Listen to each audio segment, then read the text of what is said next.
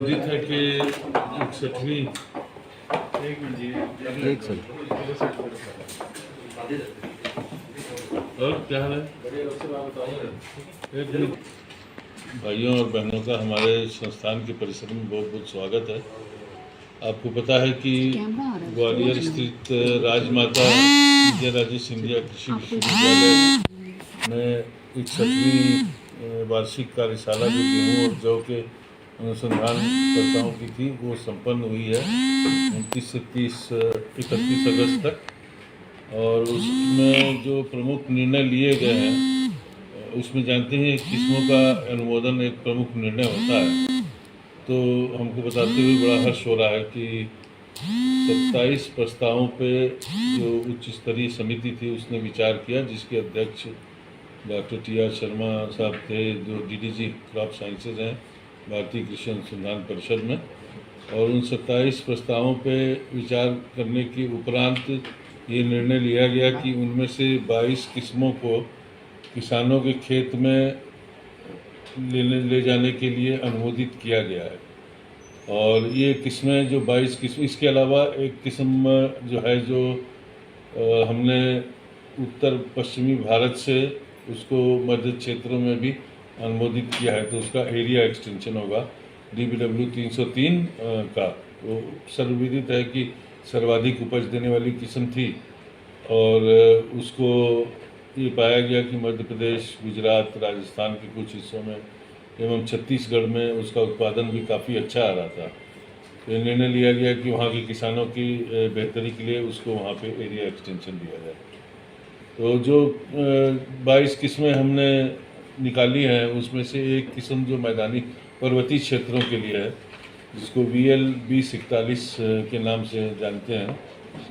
VL 2041 we for Varanasi, ये जो है मैदानी क्षेत्रों के लिए स्वीकृत की गई है। हमारे जो हरियाणा, पंजाब, पश्चिमी उत्तर प्रदेश और राजस्थान का कुछ हिस्सा जो पश्चिमी मैदानी क्षेत्रों में आता है, वहाँ पे एक किस्म जो अनुमोदित की गई है वो पंजाब कृषि विश्वविद्यालय की है PBW 826। ये समय से बिजाई के लिए है। इसके अलावा जो जल्दी बिजाई की जाती है उसमें DBW 370, DBW 371 और 372 जो अक्टूबर माह में बुझाई के लिए अनुमोदित की गई है और इसका औसत उत्पादन करीब करीब 76 क्विंटल के आसपास रहा है। इसके अलावा पंजाब की भी एक किस्म है जो अर्ली सोइंग के लिए उपयुक्त पाई गई है PBW 882। इन किस्मों में को अनुमोदित करते हुए इस बात पे बहुत गहन विचार विमर्श हुआ कि चूँकि उत्पादकता पे काफ़ी हद तक भारत ने सफलतापूर्वक हासिल किया है उसको कि हमारे देश के सभी जो नागरिक हैं उनको भरपूर भोजन मिल सके। और आप जानते ही हैं कि कोरोना काल में करीब 80 करोड़ परिवारों को मुफ्त राशन की व्यवस्था की गई थी भारत सरकार के माध्यम से, तो उसमें गेहूं का बहुत प्रमुख योगदान था। तो अब इस बात पे विचार विमर्श होने लगा कि चूँकि भारत से करीब करीब 13 मिलियन टन पिछले साल के 12 महीने और इस साल के 4 महीने को मिला के हमने निर्यात भी किया था, तो समय आ गया है कि भारत को निर्यात में एक बड़ा वैश्विक शक्ति बनने का अवसर मिला है और उसका हम सदुपयोग करने के लिए ऐसी किस्मों का विकास करें जो न सिर्फ उत्पादन में सर्वश्रेष्ठ हों बल्कि उनकी गुणवत्ता भी अंतर्राष्ट्रीय मानकों पे हो। तो आप जो सिलसिलेवार ब्यौरा है वो डॉक्टर साहब देंगे वैरायटियों का। मैं भूमिका में यही बताना चाहता हूँ कि हमारा प्रमुख उद्देश्य जो समिति के सामने रहा वो ये था कि गुणवत्ता से किसी भी हालत में हम समझौता ना करें, क्योंकि आप नहीं जानते कब निर्यात का अवसर मिल जाए। और कई बार ऐसा देखा जाता है कि गुणवत्ता के आधार पे जो हमारी जो शिपमेंट है वो रिजेक्ट कर दी जाती है, या रोगों के आधार पे ख़ासतौर से करनाल बंट रोग नामक एक बीमारी है उसकी वजह से भी शिपमेंट को वापस किया जाता है। तो इन सब चीज़ों को ध्यान में रखते हुए 22 और एक जो एरिया एक्सटेंशन है उसका अनुमोदन किया गया। और मुझे लगता है कि ये अब तक के इतिहास में सबसे ज़्यादा किस्मों का अनुमोदन हुआ है। इस वर्ष। तो आप मान के चल सकते हैं कि भारत सरकार जो है वो कितनी संजीदा है इस विषय में कि किसानों को अधिक से अधिक किस्मों का ऑप्शन मिले, क्योंकि जब तक ऑप्शन नहीं होगा तब तक किसान चुनाव करने में सक्षम नहीं हो पाएंगे। तो इस लिहाज से ये बड़ा महत्वपूर्ण निर्णय इस कार्यशाला में लिया गया। एक आध अन्य निर्णय भी उसमें लिए ये गए कि जो कई रोग जो आ रहे हैं उसके लिए कई दवाओं का अनुमोदन किया गया है, और ये भी निर्णय लिया गया कि जब हम परीक्षण के दरमियान किस्मों को प्रमोट करते हैं एक स्तर से दूसरे स्तर पे, तो उसमें गुणवत्ता का कोई बहुत ज़्यादा हम रोल लेते नहीं थे अब तक। लेकिन अब हमने ये निर्णय लिया है कि उन्हीं किस्मों को आगे बढ़ाया जाएगा जिसमें उत्पादन की अधिक क्षमता होते हुए गुणवत्ता का भी सामंजस्य अच्छे तरीके से स्थापित हो पाएगा जिसमें। तो प्रमुख तौर पर मेरे हिसाब से एक बड़ा ऐतिहासिक कार्यशाला रहा कई लिहाज से। और एक तो ये था कि इसको मध्य प्रदेश में करने का हमारा प्रमुख उद्देश्य ये था कि वही क्षेत्र है जहाँ से हम गेहूं का निर्यात करते हैं। भारत सरकार इस बारे में भी विचार विमर्श कर रही है कि मध्य प्रदेश के कई ऐसे क्षेत्र जहाँ करनाल बंट नहीं आता है उसको रोग रहित क्षेत्रों के तौर पे आइडेंटिफाई किया जाए। इसमें इस दिशा में जो कृषि और कृषक कल्याण मंत्रालय है वो कार्रवाई कर रहा है। हमने भी अपना जो योगदान था उसमें दिया है। तो और एक बात और कहना चाहता हूँ कि आप जानते हैं कि पिछले 2-3 वर्षों में या 4 वर्षों में जो भी किस्मों का विकास हमने हमारे संस्थान के और या अन्य सहयोगी संस्थाओं के माध्यम से किया, उनमें उच्च उत्पादन के साथ साथ जो हमारे जलवायु परिवर्तन का जो एक अनिश्चितता की स्थिति रहती थी उससे भी रोधक क्षमता थी। तो जहां अखबार प्रिंट मीडिया में आप सब लोग वाकिफ़ हैं कि भारत के उत्पादन को बहुत कम करके आंका जा रहा था कि ये करीब 95 पे आ जाएगा या 100 पे आ जाएगा, हम लोग 106.8 मिलियन टन का उत्पादन लेने में सफल रहे। चौथे अग्रिम अनुमान के अनुसार है। जब फाइनल एस्टिमेट आएगा तो मुझे पूर्ण विश्वास है कि ये 107 के करीब रहेगा। तो व्हाट वाज प्रेजेंटली जो थर्ड आया था उसमें क्या रहा?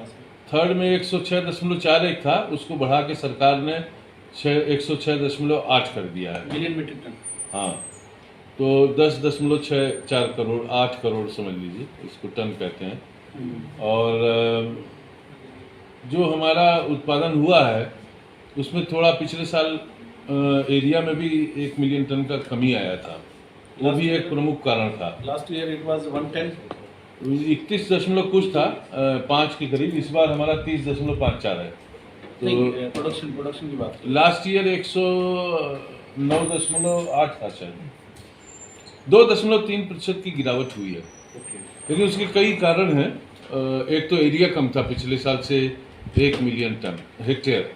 तो आप ये मान के चलिए कि अगर औसत उत्पादकता 3.5 है तो वो सीधे इसी का नतीजा हो जाएगा। गर्मी भी तो जल्दी पड़ गई। मैं बता रहा हूँ आपको, जो गर्मी पड़ी है उससे दानों में जो नमी का प्रतिशत था, फूड कॉर्पोरेशन ऑफ इंडिया के मानकों के हिसाब से करीब 12% होता है। श्रिंक नहीं हुआ, नमी की मात्रा बहुत कम रही। इस बार जो दाने थे उसमें 8.5% के आसपास नमी की मात्रा थी। तो ये भी एक प्रमुख कारण है। कई कारण है गर्मी, जैसे जितनी गिरावट हमने पंजाब में देखी उतनी अन्य राज्यों में नहीं देखने को मिली। हरियाणा में भी थी लेकिन पंजाब में ज़्यादा थी। और पंजाब में गिरावट के क्या रीजन है? मैं वही बता रहा हूँ ना, गर्मी थी, कुछ एरिया कम हो गया, कुछ नमी की मात्रा कम रही, तो उस वजह से थोड़ी गिरावट आई। लेकिन बड़ी खुशी है कि हमारी किस्मों ने बहुत ही शानदार प्रदर्शन किया। अब इस ईयर क्या टारगेट रखा है सर? टारगेट तो गवर्नमेंट अनाउंस करेगी, लेकिन हम हमेशा ये चाहते थे कि 112 के आसपास उत्पादन की हमारी क्षमता है। हम फिर रिपीट कर रहे हैं, लास्ट ईयर भी कहा था। इस बार जैसी फसल थी हम 112 बड़े आराम से पा सकते थे, लेकिन चूंकि एरिया में काफ़ी कमी आई, कुछ क्षेत्र चने में चले गए। इस बार भी मध्य प्रदेश में बारिश अच्छी हो रही है, तो आप ये मान के चलिए कि गेहूं का बहुत सा क्षेत्र चने में शिफ्ट होगा, क्योंकि चना एक कमर्शियल क्रॉप है, कैश क्रॉप है, उसमें पैसा ज़्यादा मिलता है। और पानी की उपलब्धता हो अगर, तो उसमें फिर उत्पादन में उतना असर नहीं पड़ता है। तो ये सब चीज़ों पे विचार विमर्श इसमें हुआ था। और अभी आगामी 7 तारीख को एक रबी की कॉन्फ्रेंस है जिसमें आगे आने वाले गेहूं के सीज़न के बारे में मंथन होगा, जिसमें माननीय मंत्री जी भी रहेंगे, उसकी अध्यक्षता करेंगे। और मुझे भी अवसर मिला है कि हम उसमें गेहूं की नीतियों के बारे में एक 15 मिनट का प्रेजेंटेशन दूं। तो हम लोग हमारी तरफ से शोध के जो क्षेत्र हैं उसमें हम निश्चित तौर पे सरकार को सुझाव देंगे और जो भरसक प्रयास होगा वो हम लोग करेंगे। उत्पादन अधिक लेना है अगर, तो हमको जो नवीनतम बीज हैं वो किसानों के द्वार पे पहुंचाने ही होंगे, और इसमें जितना कम से कम समय लगेगा वो हमारे लिए बेहतर होगा और साथ में किसानों के लिए बेहतर होगा। मैं आग्रह करता हूं, हमारे सहयोगी डॉक्टर ज्ञानेंद्र सिंह जी हैं, ये आपको सिलसिलेवार जो किस्में रिलीज आइडेंटिफाई की गई हैं उसका ब्यौरा आपको देंगे और एक प्रेस नोट भी हम लोग इस दिशा में देंगे। हमारा एक आग्रह ये था कि इसको प्रमुखता से अगर जगह दी जाए तो किसान भी बड़े व्याकुल से रहते हैं। जाहिर है कि उनके धन और उनका श्रम सब लगता है उसमें, और उनकी एक तरीके से जुआ है कि खेती। तो सीड की अवेलेबिलिटी पे कब? सीड की अवेलेबिलिटी हम अक्टूबर के मध्य से शुरू कर देंगे। अक्टूबर के करीब 12 से 15 के बीच में हम प्लान कर रहे हैं कि बीज को, और इसको हम दोनों मोड से डिस्ट्रीब्यूट करना चाहेंगे। जो दूर दराज के किसान हैं उनको ऑनलाइन बुकिंग का व्यवस्था भी उपलब्ध कराएंगे। आपको याद होगा पिछले साल आपके ही अखबार ट्रिब्यून में छपा था कि करीब 15 से 20 हज़ार किसान ऑनलाइन के माध्यम से जुड़े थे और हमारे यहाँ से बीज लगे थे।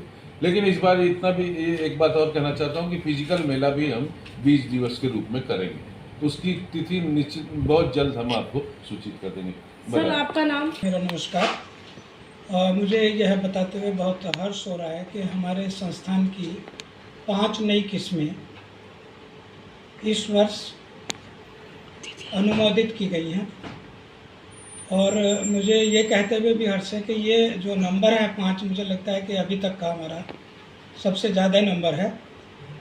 जो किस्में अनुमोदित हुई हैं, मैं पहले आपको बताना चाहूँगा कि संस्थान के लिए एक खुशखबरी और है कि हमारी 2 वैराइटीज़ DBW 303 और DBW 187 अब मेगा वैराइटीज़ की श्रेणी में आ चुकी हैं।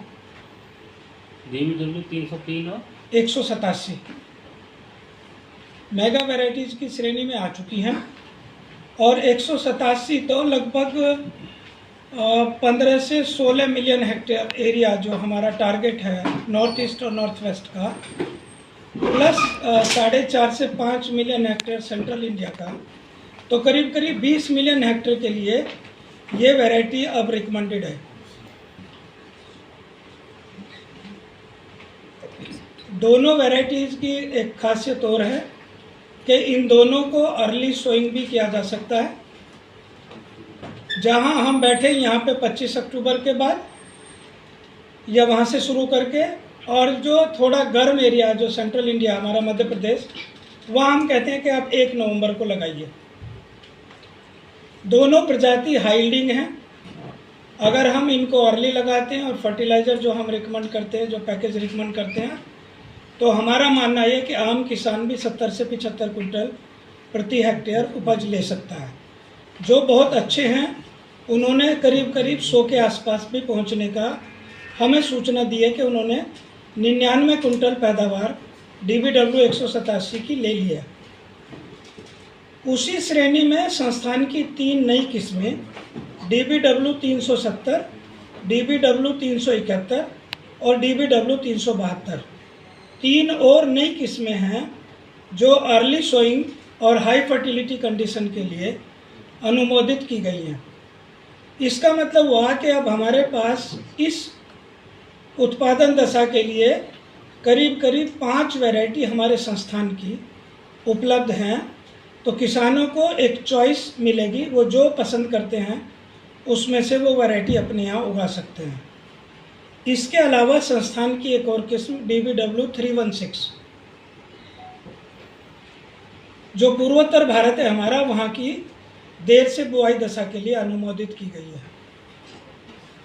और एक और किस्म है जो कठिया गेहूँ हमारा, जिसको हम ड्यूरावीट बोलते हैं, DDW 55, उसको सेंट्रल जोन के लिए सीमित सिंचाई और टाइमली सोन कंडीशन के लिए अनुमोदित किया गया है। जैसा कि डॉक्टर साहब ने बताया है कि हमारा संस्थान हमारी अपनी प्रजातियों के अलावा बाकी देश के जो संस्थान हैं या विश्वविद्यालय हैं उनकी प्रजातियों के अनुमोदन की भी प्रक्रिया को हम ही प्रारूप देते हैं। तो जो बाकी संस्थान हैं जिसमें हमारा एक प्रमुख संस्थान IRI न्यू दिल्ली है और उसका क्षेत्रीय केंद्र इंदौर है, उनकी इस बार करीब करीब कुल मिला के 10 वैरायटीज़ हुई हैं जो अनुमोदित हुई हैं। इसके अलावा गुजरात से, महाराष्ट्र से कुछ वैरायटीज आई हैं और एक वैरायटी जैसे डॉक्टर साहब ने बताया था, एक बहुत ही